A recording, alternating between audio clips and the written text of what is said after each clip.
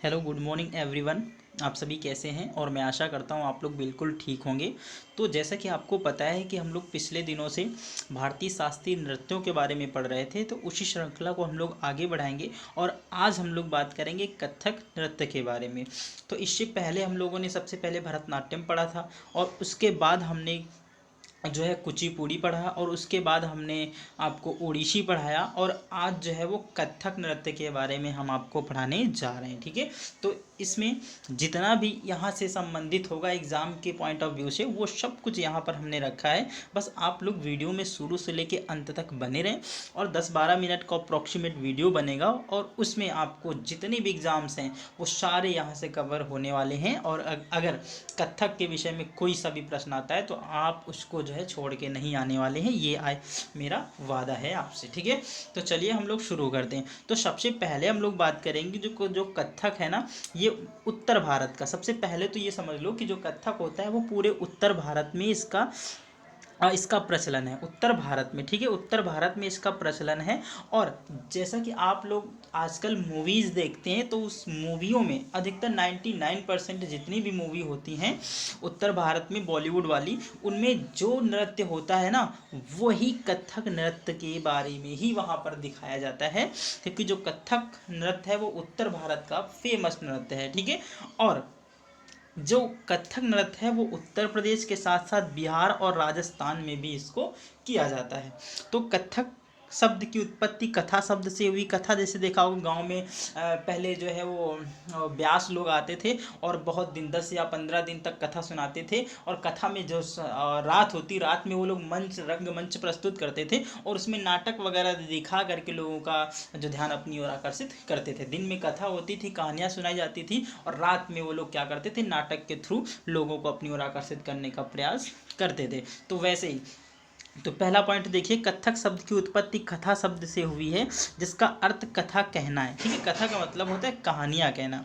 संस्कृत में अर्थ कथक कहने वाले को कहते हैं। संस्कृत में इसका अर्थ होता है, संस्कृत में कथक का अर्थ जो होता है वो कथा कहने वालों से रिलेटेड होता है, यानी कि जो कथा कहने वाले होते हैं उनका संबंध कथक से होता है। और जो कथक है वो एक संस्कृत शब्द है। ठीक है, संस्कृत कथक जो है वो संस्कृत शब्द है और इसका अर्थ होता है कथा कहने वाले से। प्राचीन काल में भगवान कृष्ण के जीवन से संबंधित कथाओं को सुनने वाले को कथक कहा जाता था। तो हम लोग ये भी कह सकते हैं कि प्राचीन काल में जो भगवान कृष्ण हैं उनके विषय में जितनी भी लीलाएं होती थी, प्रेम प्रसंग के बारे में होता था, बचपन की कहानियाँ होती थी, उन सभी को आज जो हम लोग सुनते हैं और जो सुनाने वाले होते हैं उनको कथक कहते हैं। ठीक है, तो जो कथा सुनाने वाले होते हैं उन्हें कथक कहते हैं। ठीक है, तो अब हम लोग बात करते हैं 6ठी शताब्दी में कथा के साथ साथ नृत्य का भी विकास हुआ। तो हम कहते हैं कि जब ये शुरू हुआ था तो इसके साथ में केवल श्री कृष्ण की कहानियों का इसमें प्रचलन था कि छोटे में उन्होंने क्या किया, बाल्यावस्था में उनके साथ क्या क्या हुआ। ठीक है, और उन्होंने कैसे कैसे गोपियों के साथ रहस्य किया। ठीक है, तो उन बातों का यहाँ पे वर्णन किया जाता है। लेकिन जो 6ठी शताब्दी आती है, 6ठी शताब्दी में 501 ईस्वी से लेके 599 ईस्वी तक, इस ईस्वी में इन्होंने क्या किया, लोगों ने जो कथा कहने वाले थे जिनको कथक के नाम से जाना जाता है, इन्होंने इसमें क्या किया, इसमें जो है नृत्य को भी जोड़ दिया। ठीक है, तो 6वीं सदी में यहाँ पर नृत्य का भी शुरुआत हो जाती है। ठीक है, तो आगे हम लोग बढ़ेंगे। तो गाइस, अगर आपको वीडियो यहाँ तक पसंद आ रहा है तो आप लोग लाइक कर दीजिएगा। चलिए अब देखते हैं हम कि भारत के शास्त्रीय नृत्य में केवल कथक का ही एक ऐसा जो नृत्य है, या हम कह सकते हैं कि भारत में जितने भी शास्त्रीय नृत्य हैं 8 शास्त्रीय नृत्यों में से, उनमें से कथक ही एक ऐसा नृत्य है जिसमें मुस्लिम परंपराओं का यहाँ से लगाव है। ठीक है, तो यहाँ से मुस्लिम संस्कृति भी रही है। देखो, मुस्लिम जो संस्कृति यहाँ पे 15वीं या 16वीं सदी में यहाँ से शुरुआत होती है कि जो भारत में जो मुगल काल था उनको ये वाला डांस जो बहुत अच्छा लगता था, तो ये अपने घरानों में इस डांस को करवाते थे। तो वहाँ से इस जो नृत्य था इसमें उन्होंने अपने तरफ से कुछ उसमें ऐड किया और उन्होंने इसमें क्या किया, दिलचस्पी दिखाई। तो हम ये कह सकते हैं कि जो 15वीं-16वीं शताब्दी थी, यानी कि मुगलों का जब आगमन हुआ भारत में, उन्होंने इस नृत्य में अपनी दिलचस्पी दिखाई और वहीं से इनका यहाँ पे लगाव बढ़ा, ठीक है। और वो अपने घराने में, यहाँ पे जैसे घराना उसको बोलते हैं, जैसे कि हमने कह दिया यहाँ पे इस दरबार, यहाँ पे इस राजा का दरबार लगता था, वहाँ पे उस राजा का दरबार लगता था, तो यहाँ पे अपने दरबार में बुला बुला के कथक कहने वाले, कथा कहने वाले और वहाँ पे नाचने वाले लोगों को क्या करते थे, बुलाते थे। तो पॉइंट देखिए आप लोग, भारत के शास्त्रीय नृत्य में केवल कथक का ही एक ऐसा कथक का ही एक संबंध मुस्लिम संस्कृति से रहा है। यह खास तौर पर उत्तर प्रदेश, राजस्थान का शास्त्रीय नृत्य है, ठीक है। तो यह खास तौर पर उत्तर प्रदेश और राजस्थान का शास्त्रीय नृत्य है। साथ ही इसको बिहार में भी बहुत लोकप्रिय माना जाता है। यह नृत्य ब्रजभूमि की कृष्ण रास लीला से संबंधित है, यानी कि ये हम कह सकते हैं कि ये नृत्य जो है मथुरा जो ब्रजभूमि जिसको माना जाता है, कृष्ण का जन्म स्थान मथुरा जो है, वहाँ पे इसका बहुत ज़्यादा प्रचलन है और वहाँ पर इसे कृष्ण रास लीला के नाम से जाना जाता है। और जैसे कि आप लोगों ने देखा होगा कि गांव में बहुत सारे ऐसे समय आते हैं जब कृष्ण की रास लीलाओं को वहाँ पे अंकित किया जाता है और उनके द्वारा हम लोग क्या करते हैं, वो देख पाते हैं कृष्ण की लीलाओं के बारे में, ठीक है। इसे नटवरी नृत्य के नाम से भी जाना जाता है। अब हम ये देख लीजिए यहाँ पॉइंट कि इसे नटवरी नृत्य के नाम से भी जाना जाता है। किसको?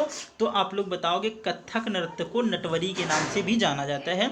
इसमें मुख्य रूप से श्री कृष्ण के बाल यहाँ पे निकालने, बाल काल के नटखट चरित्र को इंगित किया गया है। आगे, इस नृत्य से संबंधित प्रमुख घराने, ठीक है। तो अभी तक आपने देखा था कि जो जितने भी शास्त्रीय नृत्य थे उनमें घराना शब्द का कोई प्रचलन नहीं था, लेकिन कथक जो नृत्य है इसमें घराने से संबंधित कुछ पॉइंट्स आ जाएंगे। जैसे हम लोग कहेंगे कि बनारस घराना जो था, यह घराना जानकी प्रसाद के द्वारा विकसित किया गया था। जानकी जो प्रसाद थे उनके द्वारा बनारस घराना विकसित किया गया था। ऐसा कह सकते हैं कि बनारस जो एक घराना होगा वहाँ पर इस नृत्य को बहुत ज़्यादा मात्रा में किया जाता था, तो हम कह देंगे कि ये बनारस घराना से संबंधित था। इसके बाद लखनऊ घराना में जो वाजिद, जो तुम्हारे अवध के नवाब थे जिसका नाम था वाजिद अली शाह, उनके दरबार में किया जाता था, इसलिए इसे लखनऊ घराना के नाम से जाना जाता था। जयपुर घराना राजस्थान के कछवा राजा में दरबार में विकसित होने के कारण इसे जयपुर घराना के नाम से जाना जाता था। जबकि रायगढ़ घराना छत्तीसगढ़ के चक्रधार सिंह के दरबार में विकसित होने के कारण इसे रायगढ़ घराना के नाम से जाना जाता है, ठीक है। तो चलिए हम लोग आगे बढ़ते हैं और इससे संबंधित जो प्रमुख नर्तक हैं उनके बारे में देख लेते हैं और वीडियो को समापन करते हैं। तो चलिए, इस नृत्य से संबंधित कुछ प्रमुख नृत्यकार जो हो जाएंगे वो शंभू महाराज हो जाएंगे, लच्छू महाराज हो जाएंगे, बिरजू महाराज हो जाएंगे, पंडित जयलाल हो जाएंगे, पंडित नारायण प्रसाद हो जाएंगे और पंडित सुंदर प्रसाद हो जाएंगे, ठीक है।